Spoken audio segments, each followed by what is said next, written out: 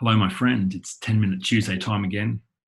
Now, this idea of being invited into your eardrums each week to talk about particularly vulnerable subjects is not lost on me. It's a big deal, and I get that. I appreciate that, but I think it's important, and I know that you think that I think it's important because that's why we talk about it all the time. Often these subjects are not talked about, which means they remain in the dark, which means they fester and become powerful inhibitors for all kinds of joy in life.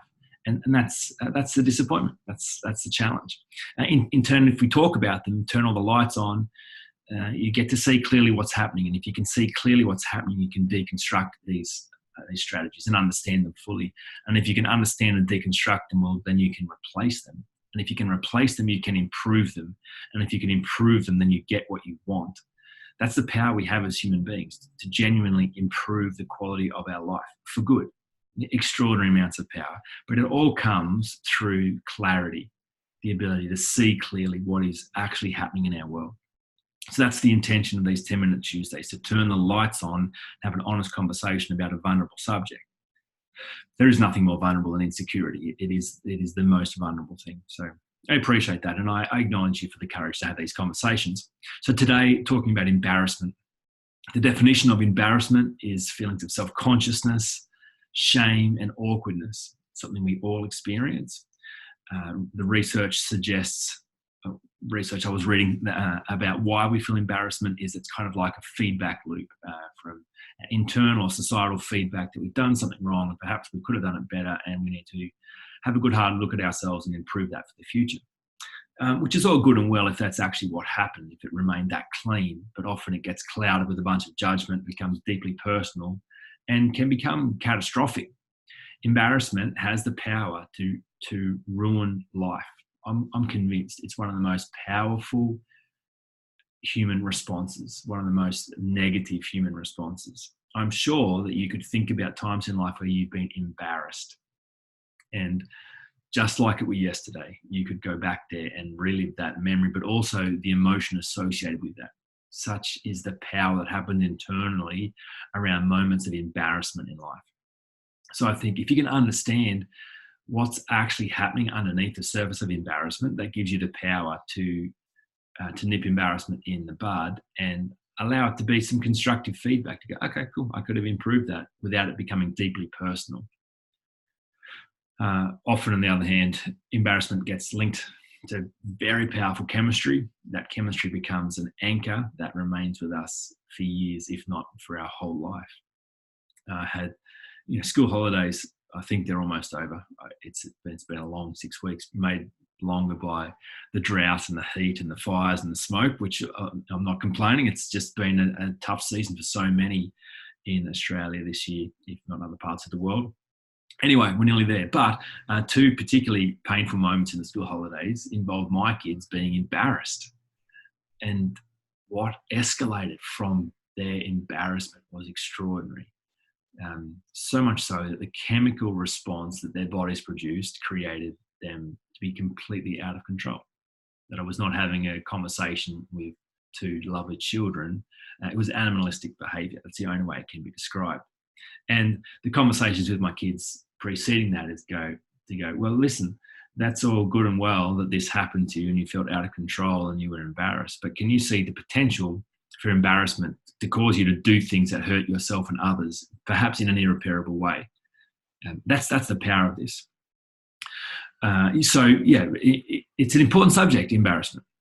I had a conversation with someone recently, and they, it was such a funny conversation because I've probably heard it 4 times. And it was like, like it was, I was talking to Daryl and he thought I said cheese, but I actually said sneeze. Yeah, it's the funniest thing. Yeah, but I said cheese. He thought I said sneeze. Yeah, but I said cheese. Yeah. And it's like everyone's going, okay, who really cares? But obviously for this person in their mind, they've been embarrassed by that someone misunderstood them, and it's played on them and escalated and created a whole bunch of internal responses that they can't shake. So the big problem with embarrassment is that it gets linked to insecurity. That's the problem. So with sense-making creatures, I'm sure you've heard me say this 1,000 times before, that in every experience we have in life, we are asking and answering 2 questions. Why did that happen, and what does it mean about me? So the thing about embarrassment is often when things go badly, we do something that is a mistake, and the internal response to that is deeply personal and deeply derogatory when you get embarrassed. And that, because the thing about embarrassment, if you deconstruct it, is that you feel exposed. Something's just happened, and now the world can see your inadequacy, which is like, that is a profound experience of pain and uncertainty, and you have to do everything to cover up. So the response to why this happened and what does it mean about me is often really shocking, really derogatory, really negative. So much so that other people find it very strange to understand how it could escalate so badly in your mind. The reason it escalates is because of the insecurity piece, because you feel exposed. So without being aware of the connection between embarrassment and insecurity, then it will be triggered all the time and create profound moments that impact you.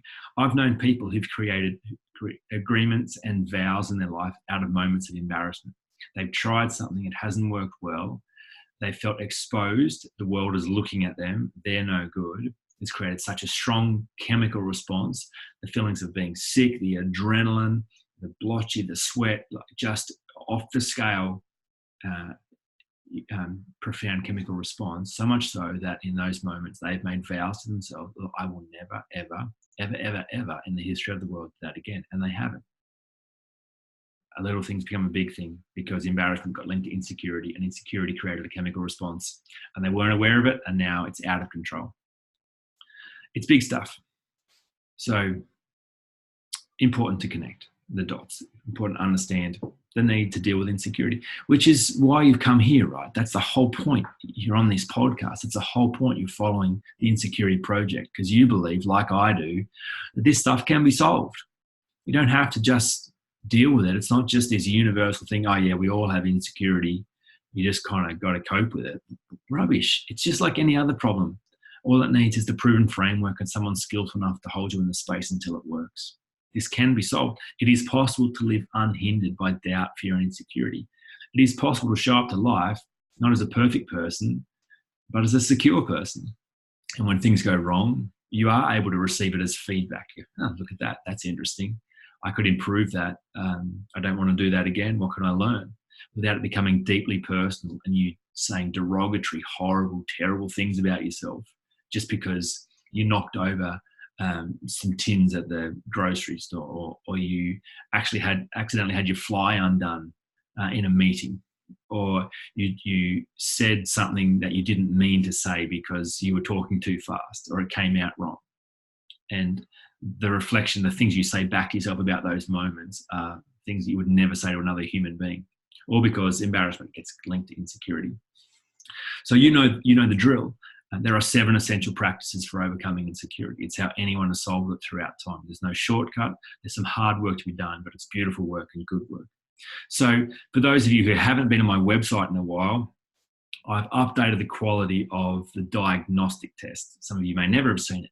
There's a test you can take on my website which shows you, I think really accurately, where insecurity is costing you the most, which is cool, right? Because often we're unaware. So we're like, yeah, I'm just getting embarrassed. I don't know. I'm just embarrassed. But if you can actually realize that insecurity, when linked to embarrassment, could cost you your whole life, could cause you to recoil and retract from life, could cause you to put barriers and guardedness around your heart so that you never expose yourself again, which is what happens. That's going to cost you everything. Take the test, find out where insecurity is costing you against 5 key indicators: your health, your finances, your work/business, your relationships, and your sense of health and well-being, happiness and well-being, sorry. When you take the test, you'll get a score. No need to be embarrassed about the score. It's okay. Then go and download the 7 essential practices. Once you've seen what the problem is, go work out how to solve this.